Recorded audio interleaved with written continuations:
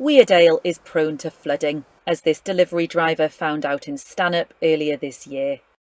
Now farmers like Greg Dalton doing their bit to hold the water back, building natural flood defences on their land, like these leaky dams. It can get pretty bad.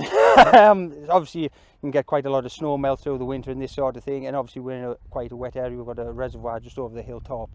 I employed my younger brother who has a digger, and we constructed them over probably about a week or 10 days, something like that. Plan is to mitigate plenty of flooding.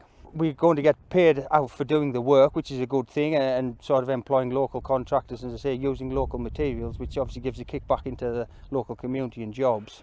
Greg is one of 2 farmers to help design and build the dams, as well as timber fences and water storage units. It's part of a £2.1 million project run by the Environment Agency. Whenever we go into a landscape, especially a landscape like this, which is so beautiful, but quite rural, we don't know as the Environment Agency what happens day to day. And I think it's really important that the farmers take an active role with coming up with solutions. He's here in all conditions, all seasons of the year. He knows where the sheep avoid, he knows where's wet, where's dry. So it was really important to get that level of knowledge and understanding.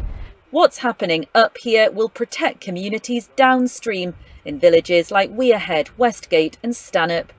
We're all worried about flooding. We've seen that climate change happening across the world, but also on a local level, and we need to do as much as we can to ensure that that water is held back up here rather than having to do much more expensive and intrusive flood defences further downstream.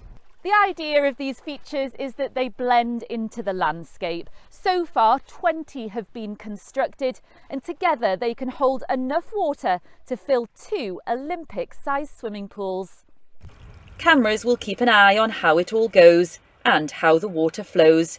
More defences are planned for later in the year, with the Environment Agency hoping to get more farmers involved. After all, they're the ones that know this landscape better than anyone. Katie Cole, ITV News, Weardale.